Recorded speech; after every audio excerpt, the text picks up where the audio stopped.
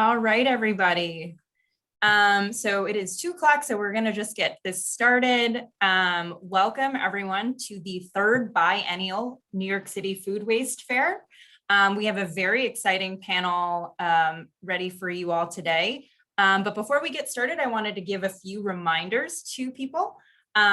First being that we do have an interpreter on the line. And so if you are a Spanish speaker and need to join that channel, you can click the interpretation button at the bottom and select Spanish. And you should be able to hear everything from there. And other reminders I will include are the Q&A function that we have. So if you have any questions about our fascinating panelists, please remember to send questions throughout the panel there, and we will be keeping an eye on that as questions come in. And further reminders I have are for you to check out our website, foodwastefair.com, for you to check out our future schedule for other panels and events. We have another one at 4 o'clock today. And I would love to remind folks to check out our food waste toolkit, where businesses and residents can learn about the different steps to reducing food waste and find different resources and businesses and other services to reduce their food waste. And without further ado, I would like to throw it over to Bridget Anderson, our esteemed moderator. Thank you, Sam, and welcome everybody. We're so happy to have you join us today for this panel. This is the New York City Food Waste Fair, but we are hybrid, and this happens to be one of our virtual offerings. And the lucky part about that is it allows us to not only have participants from other parts of the country, other parts of the world, but also to bring in experts from other parts of the country and the world. And, you know, New York City, we've been working very hard around food insecurity, around feeding hungry people, leveraging and surplus food to try to minimize food waste. We have a lot of innovative restaurateurs who are working to reduce their food waste, et cetera. And then we also are continuing to work to expand food waste options to make sure that we're claiming and reclaiming food waste as well as yard waste for composting and anaerobic digestion. But we are one city, we're a big one, but we're not the only one. And we leverage and we really are helped by the efforts of other cities in this space. And so I'm just really happy to share with you some of the experts that we lean on in other cities to figure out how to be innovative. What are clever tricks to get participation in our programs? What are innovative ways for us to motivate businesses as well as residents to participate in our programs and to motivate them to care? It is, food at its essence is about human existence and human survival.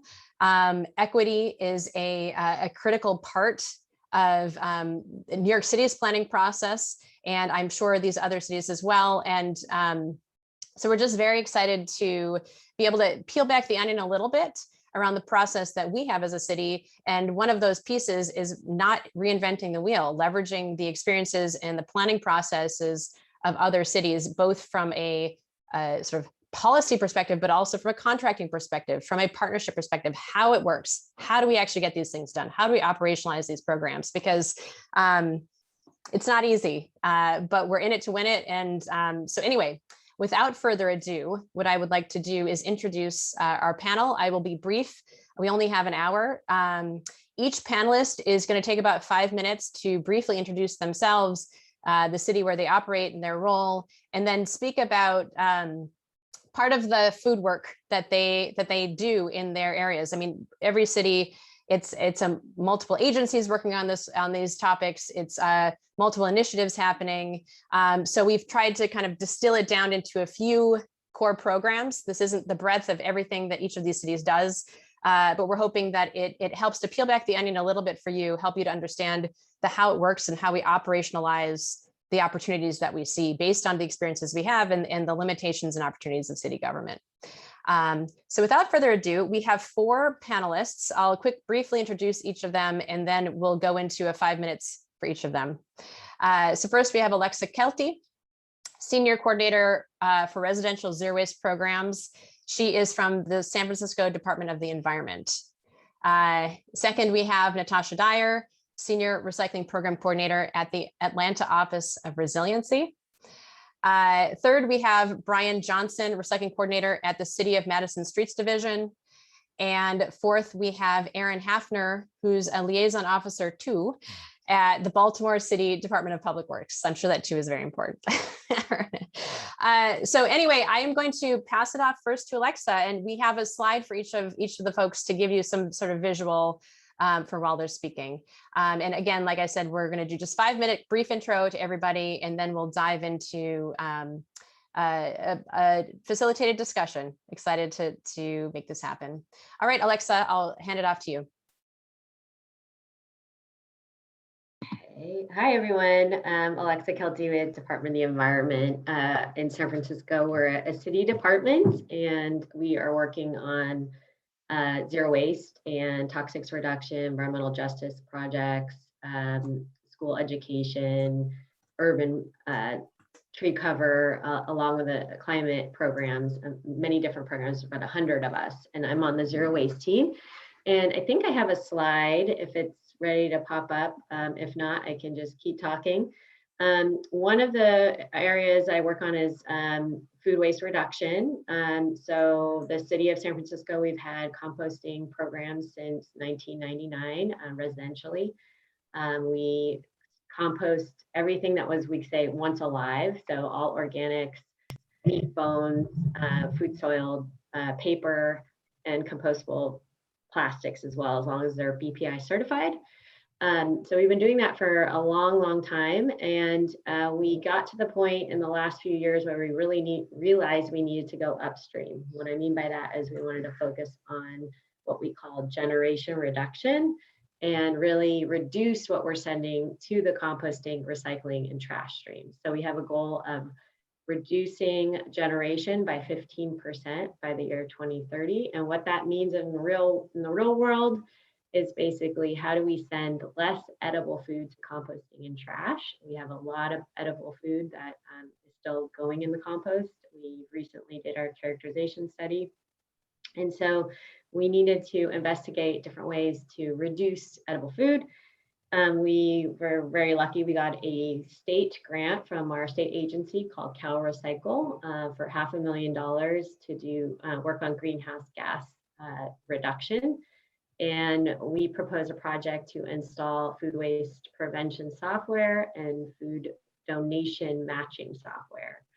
So we're working right now with 3 different companies. We're installing this for free in businesses throughout San Francisco. Lean Path is more food waste prevention. I encourage you all to go check out their website. They do a lot of amazing work around food waste prevention, which is for us more of a priority, but we also know donation, getting food to people in need is also a priority.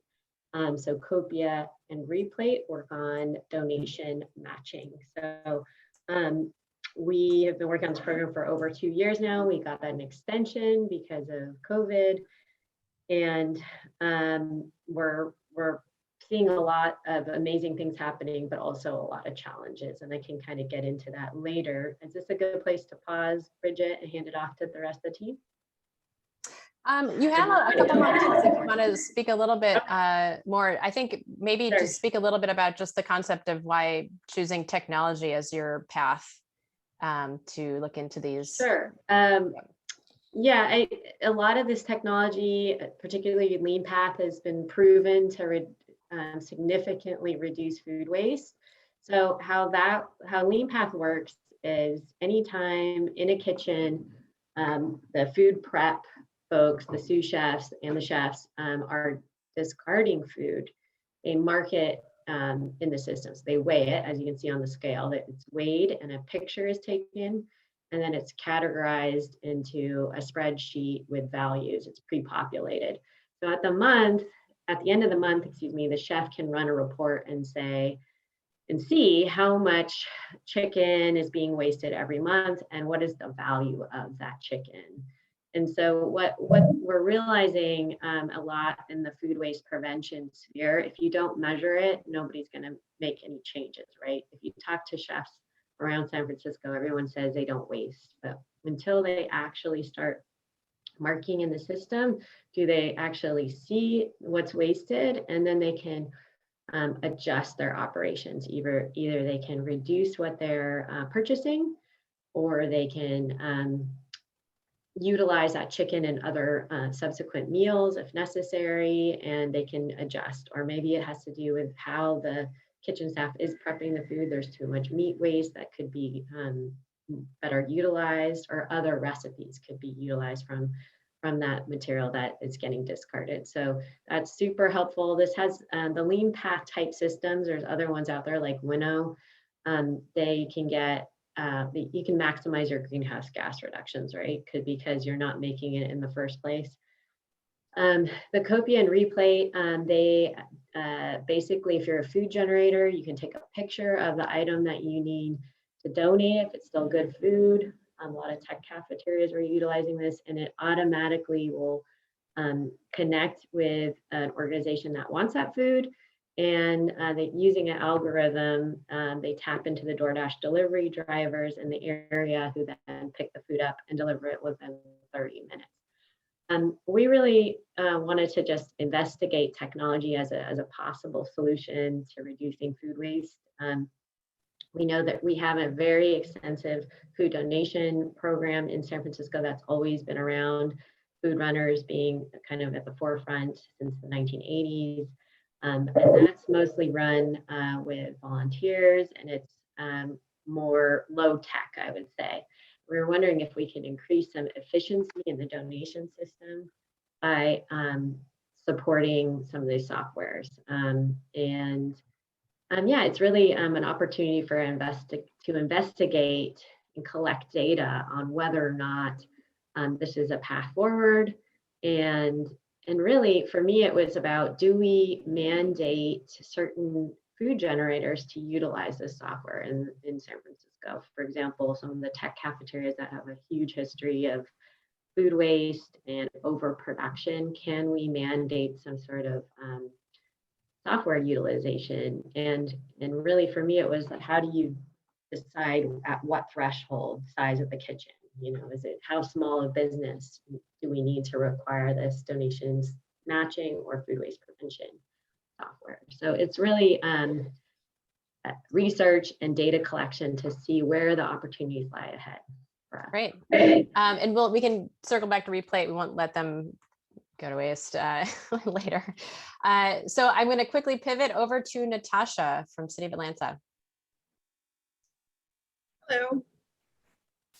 Hi there, my name is Natasha Dyer. I serve as a Senior Recycling Program Coordinator in the City of Atlanta for the Mayor's Office of Resilience, where I focus on increasing wasted food diversion from landfill as part of the city's climate action plan and as part of our food access plan. And this means that I work to create programs that recover surplus food to feed our food insecure residents and collaborate with external and internal partners to create decentralized composting systems that then turn around and benefit our municipal urban agriculture programs. And so the directive that governs the work that we do in our office around food access is trying to create, or actually having a goal of getting 85% of Atlantans within half a mile of food by 2022. And some background about how we even got here is that in 2010, the USDA did a national food access report where they looked into all the areas and cities and tried to figure out where the different food deserts were. And the results came back that Atlanta had 52% of our population that was living less than a mile from fresh, affordable food. And so the city knew it needed to do something about increasing food access.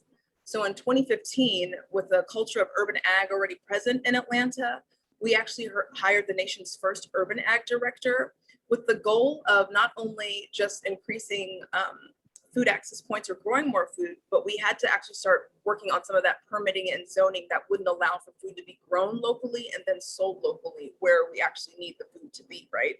Because of the disinvestment of grocery stores and different markets that aren't in areas of low income and low access, what was called food deserts before.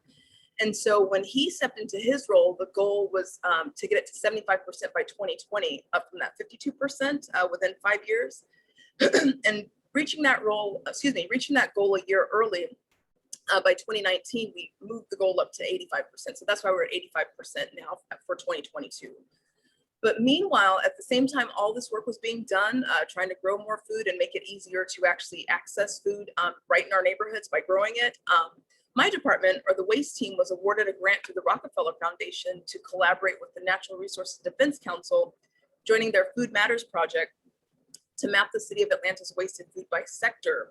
And when the NRDC goes about doing this, the whole goal is about informing cities on just making it that your main goal is to realize that there's actually edible food that's going into the landfill, and that you should be trying to figure out how to get that out of the landfill or create more systems that's diverting that food out of the landfill to feed your food insecure populations.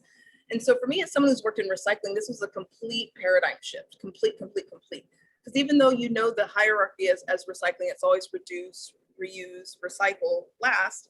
When you work in recycling and you think food waste, it's just composting. How can we do more composting? Let's get some more composting, right? And so because I knew that we really have to start looking at the hierarchy, this was a complete shift in the way I approached my work about 3 years ago and how I approach it now. Because up until then, I didn't know stats like out of the 21% of the food that's ending up in the landfill, that 40% of it's actually edible. So of course, up until this point, it's easy to understand that food recovery wasn't informing or shaping our food access plan. And so once you start to realize and start to know this type of stuff, you start to see the possibilities. And so you start to think of where can we start to recover food out of commercial points, because you're never going to recover food out of people's homes, right? So you start to figure, can we go into restaurants create more restaurant programs or more grocery store programs to get this food out of, before it gets to the landfill. And so right away, I created a restaurant challenge where I was able to save about 21,000 meals over 3 months from 6 restaurants and get that over to some nonprofits that was feeding our food insecure residents. And then we had some programs ready that we're going to tee up to go in some of our municipal buildings last year, like feed some populations that, like in our senior centers or after school programs, just from all recovered foods from like that Kroger Zero Hunger, Zero Waste program. We were going to kind of layer the two, but COVID came and then all of our municipal buildings are closed. So we didn't do any of that.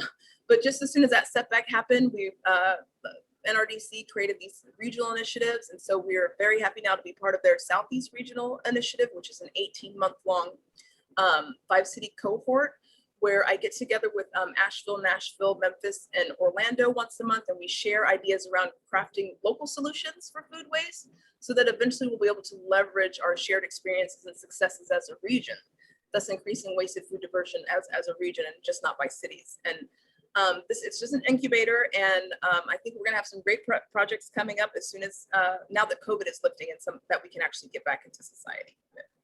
And that's just a great point too about how, food access and supply is not purely local, and having a regional approach really does make a lot of sense. All right, so I will be handing off next to Bryan in Madison. Hi, yeah, so I am Bryan Johnson. I'm the recycling coordinator with the city of Madison, whose monitor is in a weird spot, so my eye contact gets a little weird here. I'm sorry. It's like anyway, that's my monitor setup. So here in the city of Madison, we've been here at my role. I'm the recycling coordinator for the streets division. So really we're the public works agency that provides the trash collection and providing recycling services on top of filling potholes, plowing streets in the winter and all that kind of stuff. And really our food scrap program, where we've been trying to tackle it for about 10 years now, if not longer than that, because we've really sort of struggled as far as like setting up the program, battling contamination, learning how the residents would behave to this kind of program, learning how our collection systems work and don't work with this kind of program, and just the troubles that we've had to get this going, and leading us to where our program is now, where we have a drop-off site instead of doing curbside collection, where we have, or explicitly calling it a food scrap recycling program, because we learned calling it organics may be too vague for some people, because you can buy organic bed sheets and towels and clothes that people can confuse that can go into this bin. Or even calling it food waste like we did for a minute, we were still seeing a lot of potato chip bags and butter wrappers and things that are waste from food. Maybe that's how they were making that connection. And the systems that we have available to us locally can't deal with that contamination. So we've just sort of, with the options that we have, how do we make it work with what's available to us, really? And we do have goals in the city of Madison to have a citywide food scrap recycling program by 2028.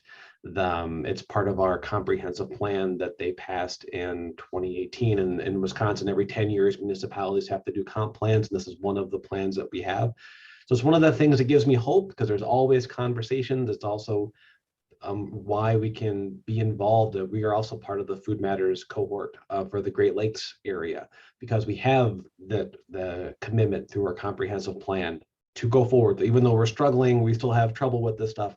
It allows us to keep pursuing these things. So we know we have this goal, is sort of the push at our back that we need, because there are no statewide mandates here in Wisconsin that require us to do this. And that's tricky locally, the best we can with the composters that are around here. We really only have one locally, and they don't want to deal with food. So trying to find ways to make it work the best we can has been a really challenge for us. So we've learned a lot about how to set up a program in our particular situation.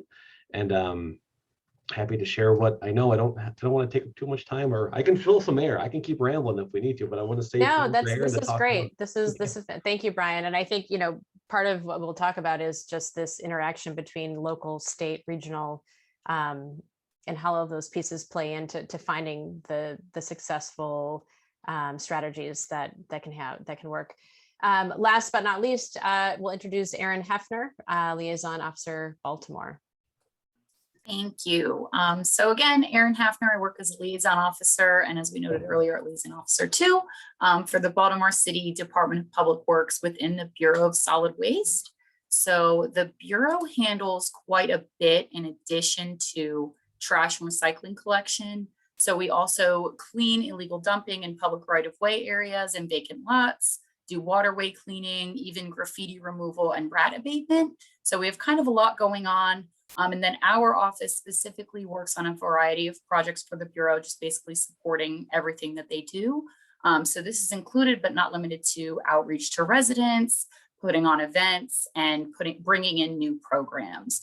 So in the past, we've really been a very reactive department, but with a lot of the new programs that I'll talk about, we are really becoming more of a taking a more proactive approach when it comes to managing our waste.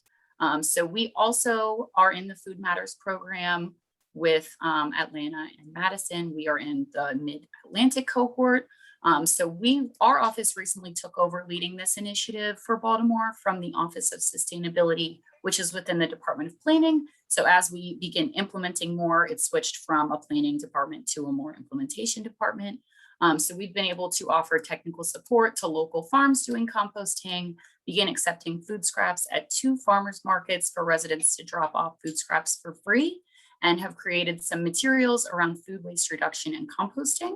But then moving forward, we have a lot of exciting things coming up in the next couple of months. So we are going to continue these programs, but also expand our food waste drop-off to the 5 residential drop-off centers that the city has that accept other materials such as electronics and scrap metal.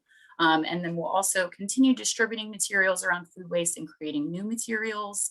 And then we are also planning some composting workshops for residents to learn more about home composting.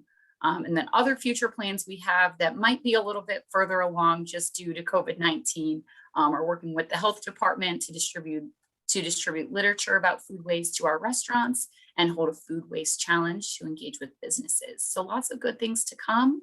And then that's all through the Food Matters program, but we also just recently completed our Less Waste, Better Baltimore plan, which is a 30-year master plan for how we manage our recycling and solid waste here in Baltimore. So the intent of creating this plan was to create a clear and achievable outline for improving our systems in the near and in the long term, with a goal to maximize waste reduction, reuse, repair, recycling, and sustainable material management through actionable strategies. So this is the first time that the city has had a long-term plan of this type. We do a 10-year solid waste plan for our state government, but this 30-year plan is really just so that we can plan ahead and do the best to reduce the amount of waste that we're incinerating and landfilling. So it's very exciting to have a very clear guide of how we're going to move forward as a bureau. That's great. Thank you, Erin. And I think, themes running through everybody, all of these groups are have a planning process, have a master plan, contracts have to be in place. You have to go through permitting. You have to find facilities who are willing to work with you for the material you want to manage. And New York City is going through the same process and the same set of questions. I think also the question about trade-offs and how do we work within sort of the limitations of city government as a tool versus leveraging the private sector as a tool. So the first question that I wanted to pose to the panel generally is, what are your strategies to really create programs that best serve the residents' needs? So whether that's food inequity or food insecurity, whether that's the desire to reduce our greenhouse gas emissions by reducing waste to landfill, because we know one of the primary outcome metrics that we're all trying to achieve is the tons to landfill going down. That is, whether or not it's through reduction, whether or not it's through recycling, composting, we want those tons to landfill going down. So generally this question about how have you been thinking through creating the programs that meet the needs of our residents, your residents, within the limitations of government, the contracting limitations, the funding limitations, the permitting requirements that maybe you don't control, but the state controls. So who'd like to take that one first? I guess I'll go first. What the hey, so really with the city of Madison is that we only where we struggled to provide this kind of service for residents, because we definitely know our residents want something like this. We get a lot of pressure from people like San Francisco that have figured it out, that come to Madison is like, why can't we have this here? And it's like, well, because really it's trying to find a couple spots that we might be able to take our food scraps, and how do we make it clean enough for facility that we can go to. Right now, our food scraps go to an anaerobic biodigester that primarily works with cow manure on the outside of town. So we had to make certain that we catered our stuff to actually go into that facility. And the only way for us to control to make it clean enough was to have it at our staff drop-off sites, because we tried curbside pickup options and it was too slow for us to peek in every single bin to pick it up, because our collections are all municipally run as well. So we don't contract it out, we do it all ourselves. And so it was just too much time for us to have a rear loader and peek at every single volunteer bin. So well, how do we make it available to more people, but also have that control? So it went to our staff drop-off sites. But even then, it's not great because it's our limited hours that we have. You have to have transportation to get to our sites, which aren't necessary. And who's going to get on a bus with food scraps? I mean, it's kind of hard to, it's really limiting as to what it is, but what we have is clean though, which is really what we need. But we're struggling to how to provide this, but to expand these services more, considering that processing part is really limiting for us right now. But it doesn't mean we keep pursuing other processing options as well. We keep trying to make phone calls, find some farmers, find some places we might be able to work with to be able to get that next step to expand those drop-off sites and maybe So you're build something up. pursuing sort of farm partnerships at this point. That's the sort of the avenue that you're currently pursuing. Yeah, I mean, that's like, we know of that USDA community composting grant that came up, like we're looking at that possible. I had one promising phone call yesterday, so probably talking about it out loud probably jinxes it. But it's just, yeah, just trying to find those other opportunities or places to go with this stuff, because and constantly working at it, because we know the community wants it, and like not giving up and pursuing it. And since we know our composting operation here in Wisconsin, yard waste is banned from the landfills. It has been since the 90s.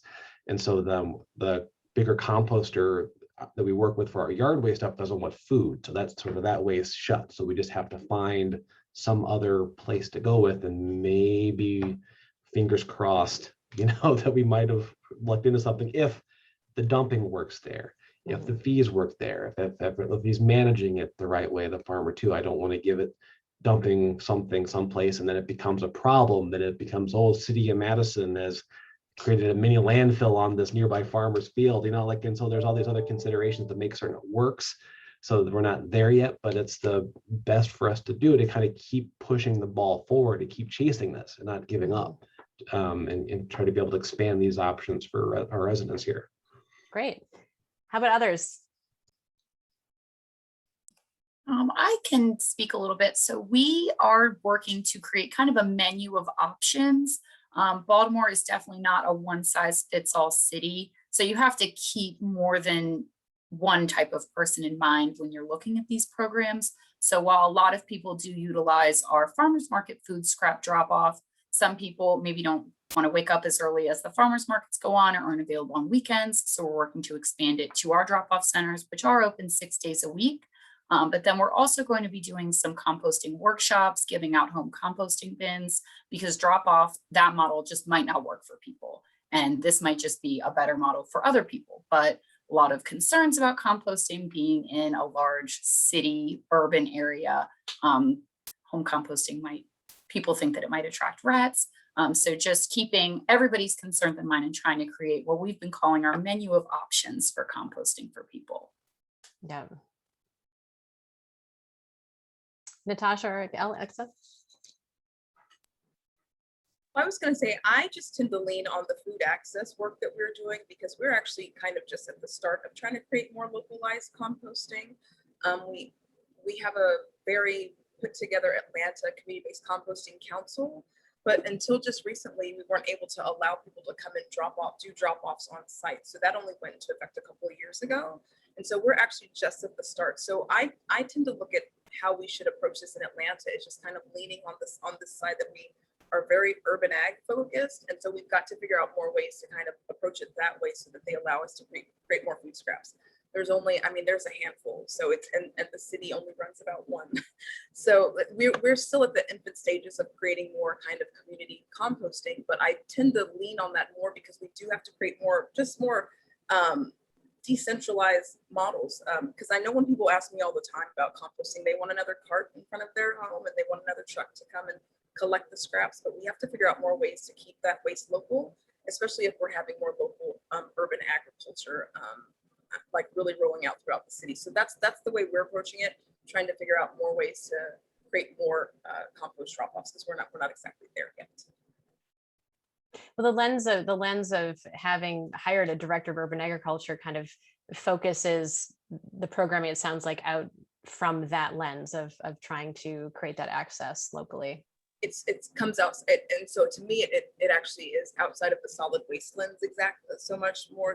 You're just kind of trying to create some real batches of good compost to further the food access plan. Alexa? Yeah, I'm happy to answer. It would be more through the lens of this technology. So some of the challenges we're running into, everybody's running into the same one, the pandemic. So all of our big target kitchens that we wanted to work with, our tech cafeterias and the hotels, obviously closed. So, I mean, from a food waste perspective, that's actually good. Not for the economy necessarily, but so we had to pivot who we wanted to focus on with the food waste tracking and the donation matching. So we kind of started working with smaller generators and also supermarkets. So eventually we're working with like blue bottle like small cafes. We're working with grocery outlet, grocery stores, and we got one of our hospitals, SF General, to sign on. But yeah, there was a lot of challenges because the supermarkets didn't want to return our calls because they were so swamped. And the restaurants were barely coming online. So we had a difficult time getting them, recruiting them, even though the technology was free. And then the other challenge I think we're going to run into is just the cost of keeping these programs going long term after the grant money runs out. Will the businesses take on the cost of the software? The food waste tracking software should pay for itself through cost savings of procurement and refuse bills, but it takes a while for businesses to see that. They need to like utilize the software. Also, the pushback I'm getting from some of the large hotels is that there's a lot of staff time required to enter the data, and they don't necessarily want to utilize the staff time for data entry. So I think there's ways that the software can improve over time, and they're consolidating categories, for example, to make it, you don't have to screen through multiple pages to find the right item that you want to track. So there's ways. I mean, we're working really closely with the software companies to provide some feedback, and hopefully, the cost in the future will come down, and the software will be easier to utilize in the future. To piggyback on that, so you got a state grant, Alexa, to do this, and you're offering these services for free. But again, this is part of the challenge of municipal governments and government budgets is ultimately this is a program that you don't anticipate funding long term, right? So it's sort of a test case to try to figure out if this is a useful tool that would be adopted independently by businesses. Is that right? Correct. Yeah. And like I mentioned earlier, I mean, really, it's, do we mandate the software? Do we require certain businesses of a certain size, like tech cafeterias that are making hundreds of extra meals per day that aren't getting eaten? Do we mandate them to use food waste tracking software? Right. So really, yeah, I mean, hopefully they will choose to use, a lot of the cafeterias are developing their own tracking tools like Bon Appetit. They have their in-house tracking, food waste tracking. So the industry is moving in that direction, but it may require some local legislation. Yeah. And then I guess between Alexa and Natasha, part of this too is getting food in the hands of food rescue organizations who are actually in the business of feeding insecure people. What are some of the challenges to leveraging, whether it's technology or other tools, to actually make those connections and get folks to sign up? Surplus food is inherently an inconsistent source of food. So just curious, what are the sort of the pros and cons of leveraging, surplus food as a source for food rescue organizations?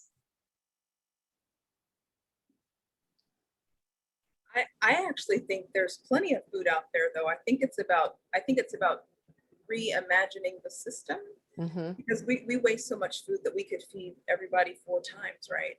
And I think so. On the weekends, I do some work with an organization where we go and we collect food from grocery stores and we hand it out to people in need, right?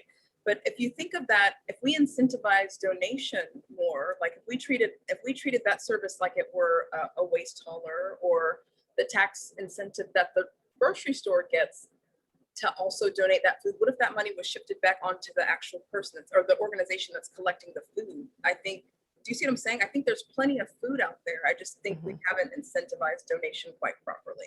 Whereas, we're losing like 93 billion tons of farm loss on the farm floor every year. And we're losing so much in grocery stores. It's there. It just, the system needs to shift, and it needs to be, I think donation needs to be treated like a waste hauler, and then there would be money and it would be incentivized. We feed everybody.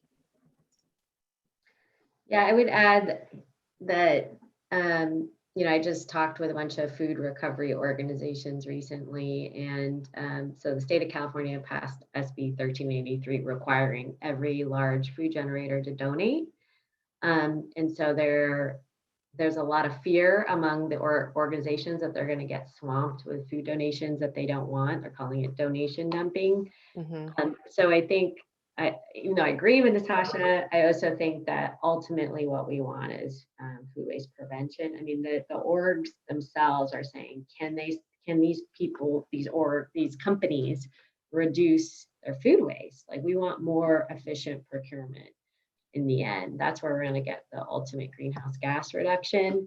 And how do we also fix the food system where folks in need that are in food insecure can choose the food they want without getting the food dumped on them at hopefully an affordable rate, So I think it's an interesting start to investigating the system of all these food generators being required to donate, but we don't really know what's in store. I mean, my fear is that there is going to be overages of donations that may not be able to find a home, particularly around prepared food, right? I work with a lot of wholesale produce markets, and they have pallets and pallets worth of veggies and fruit, which is really a valuable commodity that can go to kitchens to be prepared and brought to people in need. But the mountains of prepared food it has a shorter shelf life. And I have some concerns around that. But I mean, yeah, we just have an excess problem. And I just don't think that donation is going to ultimately solve what we're trying to accomplish with greenhouse gas emissions and bringing dignity to people in need by letting them choose what they want. So I think we have to kind of work on both ends to solve that. And Erin, given your master planning process is potentially the newest of the group, where does sort of excess food reduction and food donation play into the master plan for Baltimore? So there is, I believe, through the assessment of our waste, about 20% of our residential waste is food waste. So that was a big recommendation in the plan. It is really focused on our role in the food waste situation, which would be composting. So it did recommend a large compost facility for us to build in the future. But we do also do a lot of outreach to community groups and residents, and on our social media pages, just around reduce, reuse, recycle. And so food waste is something that we have been talking about more and more lately. One thing that we've started kind of based on the recommendations of the plan is a Trash Talk Tuesday series. So every month it's the third Tuesday of each month. So one went out actually today. And it's just talking about ways to reduce your waste or different programs that we have. So we have been talking a lot about reducing your food waste at home and composting at home and using those tips as opposed to just trashing it like people are used to. But passing out literature that talks about reducing your waste in the first place and buying properly is really important for us. That's great. Natasha, wanted to just talk a little bit more just generally about food security, going beyond. So we have composting programs, and as we've been discussing, we've got food scrap drop-offs, which allow us to do it at a scale that potentially is manageable within existing infrastructure, allows us to have better oversight over how clean the material is. And then obviously on the larger scale, San Francisco and New York City is in the process of rolling out larger scale curbside composting opportunities. But that is the waste management part of this. And then you also have just health, nutrition, and equity related to food waste. I'm curious, Natasha, if you can speak a little bit more about the Food Matters project from your perch and how the broader scope of food policy ends up actually impacting our waste management policy. Food policy as it pertains to Atlanta, or? Yeah, yep. From the Atlanta perspective. Well, we're not pursuing any kind of food policy right at this time. We have done a white paper with the Turner Environmental Law Clinic to tell us kind of where Atlanta would fall on the spectrum if we did do some kind of policy, but we're still kind of in the baby steps and trying to. That's why I lean everything on this food access plan, just trying to figure out ways that it can be incorporated into that. But because what we're working on with our low income, low access areas, I think I mentioned earlier, we've got 18% that are food insecure compared to the 13% in the nation. And what you're actually seeing in these spaces that people aren't really necessarily starving for food, they're starving for nutrients in their neighborhoods, right? Because there's just the dollar stores and liquor stores. And so what I'm excited about right now, or the thing that has actually happened as a boon as part of COVID, is that because so much food actually does get lost on the farm floor every year. I think it's something like 9.2 million tons before COVID. But what we've seen now is that the breakages in the supply chain because of COVID. So figure if you've got your restaurants that are normally purchasing all those onions or all those large bulk denominations, farmers are being brought to their knees right now. And so a program that we're working on right now as part of our food access plan is the EPA has swooped in and created a grant that's funding a project that we're calling the Farm to Neighborhood Surplus Food Project, or it's a healthy corner store initiative in which we're creating a shared income model with gleaners and farmers that it's actually going to bring that food into our low income, low access areas and get it into some local like corner stores, the Dollar Generals, the gas stations, the liquor stores, and allow people to buy this really good food at really deep discounts. And then I guess there's going to be a donation model for all those seconds, like those those organizations like Misfit Fruit and Misfit. Yes. So we're going to create a donation model with that food, but we're also it's actually right here. We've gotten some food that's going to be starting coming into these neighborhoods, and we're going to create like this model of them being able to purchase the food at deep discounts at Dollar Generals. Things like that. That's fantastic. And we'll be, as New York City, we'll be watching closely to see how that works. If you see people actually taking advantage of the program, what are the logistics involved in actually supplying the corner stores with fresh food? Because obviously fresh food is always a challenge when it comes to logistics and storage, et cetera. That's, I think, a really exciting program to watch for all of us. So I'm going to flip now. It's 2:45. I want to switch now to some questions that we're getting through the Q&A in the chat. One of the questions that I'm seeing here is about tactics that have been successful in convincing people to recycle their food scraps. So motivational tactics that you have, what's working, what's not working. Every single city that's represented here has multiple audiences that maybe respond to different messaging and different motivational tactics. So curious to have each of you speak a little bit about what's worked, what hasn't worked in terms of messaging to residents about getting them to recycle their food scraps, participate in the programs that you have. So maybe we'll start with Bryan. I was hoping someone else would go first, but that's okay.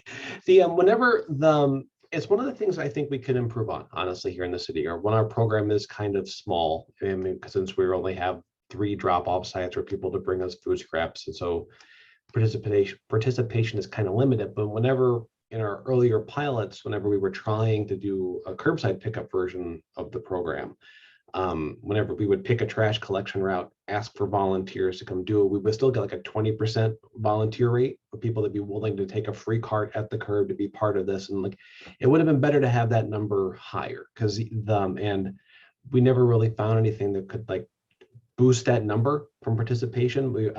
Our hope was that people seeing these extra carts at the curb, asking questions, learning from neighborhoods, and hopefully word of mouth being our friend. We have it's pretty easy for us to get like local media to cover things around food scraps here for us too. So we're kind of lucky for that.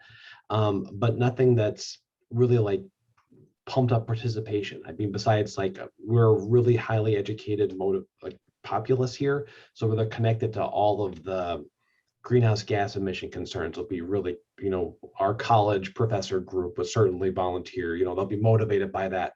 But to kind of get the more other populations, not necessarily in that cohort, I guess, into the group, we haven't really had much luck there to kind of really motivate them in some way. Like, and this, one of the things we're doing with the NRDC is this food scrap awareness program, where we're going to have some posters out more places. That we had a local artist collective design. We're going to do some bus wraps. So the hope, we'll see if that helps spur some more interest in this and cast a little bit wider of a net. But it's nothing I wouldn't say that we particularly solved here yet either, to get more participation, especially with where our program is right now. Right. Yeah. Alexa, opposite end of the spectrum. You want to weigh in? Sure. We're talking about food scrap collection residentially mostly. I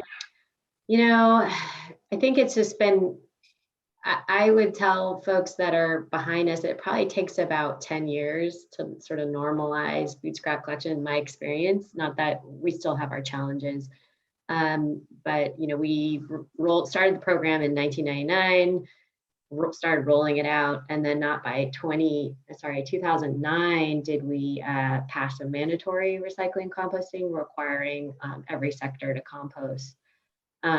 What that means is basically if you're a property manager, you're required by law to provide composting services to your residents. And so availability of the program is the first start, right?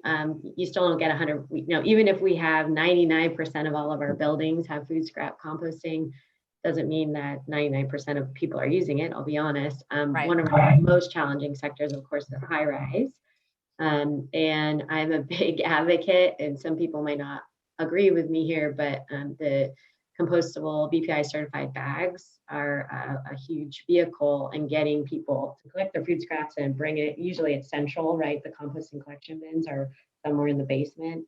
We've tried composting on each floor. That can be problematic because of smells and flies. So they have to get their organics from point A to point B, and the bags really have helped with that. So I work with a lot of property managers, telling them make your compostable bags available to your residents for free, because they have some pretty steep penalties if they contaminate. And contamination in San Francisco means if you have too much organics in your trash, that's considered contamination. And there's either contamination charges or different requirements that cost money. So they're motivated to provide those bags. And I would say, the basics, making it available, convenience, making it as clean and accessible as possible, providing new move-ins, the information, all the outreach materials. I'm happy to provide anybody on this call. I'll stick it in the chat. Our outreach materials, which are available to anybody. If you want to modify them for your city, you're welcome to. No trademarks here. Those are the biggies. And then passing legislation requiring to use the programs eventually. Once people are kind of geared up and understand the program, and you provide enough information, then I think it makes a lot of sense. Mm-hmm. And Natasha, your approach, at least to date, is more on the drop-off side, food scrap drop-offs. and the link to urban ag. I'm wondering if you've had any successes in motivating people using that link, leveraging that link to urban agriculture in terms of composting food scraps. Sure, and that's what I'm saying. We're actually not really there yet. Yeah. We've got one site where we are actually accepting drop-offs, and that's for the 5-family pilot. Where we're at right now is with prevention mostly. So Okay. I've been able to leverage a lot of the funding from NRBC to get prevention messaging on MARTA system trains. We're also ran some ads in our utility bills about saving food or reducing food waste, but we're still in the prevention phase. We're not really at compost drop-offs. I'm also running a program with health inspectors that's coming up soon, where as they go about doing their permitting to food service businesses, they're going to spread the word about food recovery and composting and give out flyers and magnets that in the back of the house, so people that work in the back of the house know how to recover food and how to store it properly so that it can be recovered. But yeah, we're just at prevention. Yeah. And Erin, you said as well that you have a green market drop-off program, and that's sort of the main flavor. Right now, our drop-off is very limited. It's only 2 sites. They are the most popular farmers markets in the city, but they are still just 2 locations, 2 days of the week. So one thing I think we have done really well is beginning to push that information out in ways that aren't just online. So there is a big digital divide here in Baltimore. So you want to try and push out your information in other ways. And through this spring, we were very fortunate to be able to have about 5 different events where people were coming in person, and a lot of them were neighborhood based. So maybe you didn't hear about the event, but you saw it when you were walking by. So people just popped in. We were able to give out information about waste reduction and the food drop-offs, so that more people could be aware of them that maybe don't follow us on Facebook or don't really use the internet a lot. So that's something that's really important for us right now. I see another question coming in, Erin, for you, which is there much commercial food scrap diversion in Baltimore? There are a few different companies that offer food scrap collection. I think there's 5 or 6 that offer like home and commercial collection in the city. But there's not a large scale compost facility within like 40 miles of the actual city. So there's not a whole lot just because of that. There's really just nowhere for all of it to go. So a lot of it is a lot more small scale. Right. And we have just a few minutes left. I see a few questions coming in about New York City. I'm the moderator today, but I'm happy just for folks who are asking questions about New York City specifically. I'm happy to find ways to follow up with you on your questions. But I did want to have one more question for this panel, this group of panelists, which is this issue about jurisdiction and city versus region, and ways that you are. What are the ways that partnering within the region it helps you to do your work better? So whether or not, for example, maybe the facility that you're bringing material to isn't inside your city, maybe it's somewhere else. Are there food supply chain challenges that are better met by having a regional approach? So just speak a little bit to ways in which you're leveraging partnerships within your region as well as just the city jurisdiction itself. Who would like to start? I'll go first here too. Okay. I want to mention the bag thing too that Alexa brought up. In our early version of our trials, we provided bags for our volunteers as well, the BPI certified bags. That wound up getting expensive for the city to provide. We also ran into an issue we were trying to take some from at least one of the big employers here in Madison, was American Family Insurance, but they bought the wrong bags. So it wasn't BPI certified stuff, it was some other ASTM certification thing. So for those on the call looking to start it up, that's one of the tripping points that we ran into, is that like when people buy the wrong type of thing that may not compost right. So and it does help participation, but you got to be careful with what bags people get themselves. It can be a problem. But with the regional thing too, like here in Madison, we're lucky that the county government that we're in as well, that's who runs the landfill that we use in the city of Madison. And we share a lot of the same goals as well. And so we've had many conversations with the county about how do we do like some sort of composting thing or a sustainable business park type model where we can provide more recycling opportunities, including food scrap recovery on that, to make it not just available to the city. I mean, we're the biggest city in the county, but there's still half of the population more that we could bring into this to help compost the stuff if we had a facility that was purpose built to take all this. So we've been trying to loop them in, since they're just as much of a stakeholder in this as anybody else, to kind of help provide this for everyone around here.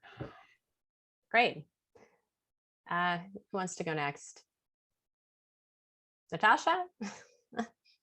No? Okay. We're Erin? not there, we're not there.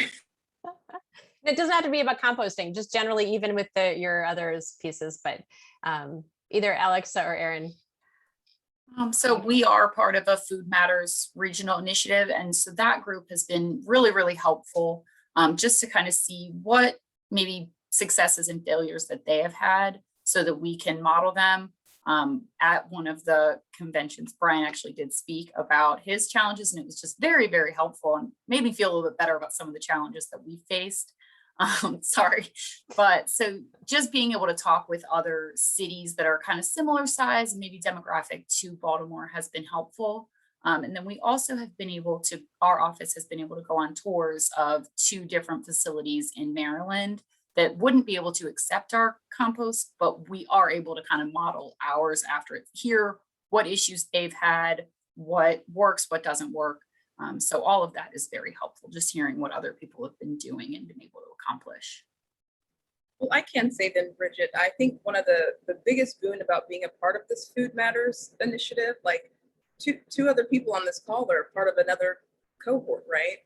So I've been able to model a lot of the work that I do just by copying what Nashville is doing, like that restaurant challenge.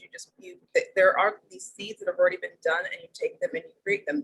The health inspector pilot, I just modeled that after Nashville. We're all looking at this USDA grant that's come out right now, this community compost and food waste reduction grant. And just last week, like 3 cohorts got together to kind of discuss what we're potentially how we're looking to apply.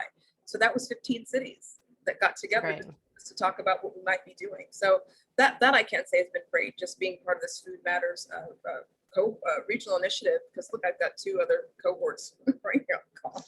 So yeah. I'll just say real quick, Bridget, I know we're at time. We are part of the Pacific Coast Collaborative. It's a Pacific collaboration involving food waste reduction. So we're all the cities and states, including British Columbia and Vancouver, are committed to getting the supermarkets in our region to cut their food waste in half by 2030. So we're putting sort of collective pressure on supermarkets to join. We've got Kroger, we have Albertsons, Safeway, so that some of the big guys, we're at about 40% of the market share right now. And it's an opportunity for the supermarkets to share techniques to reduce food waste. And so we're hoping to branch out beyond supermarkets to include hotels, but we're kind of taking it little by little. And WWF is a key stakeholder, REFED. So we have some excellent guidance to help us. That's great. And unfortunately, it is 3 o'clock. Thank you for all the panelists. This was a really interesting and insightful panel. I look forward to further collaboration with all of you as we move forward and try to find solutions to food waste. Thanks so much. Take care, everybody. Thank you. Bye.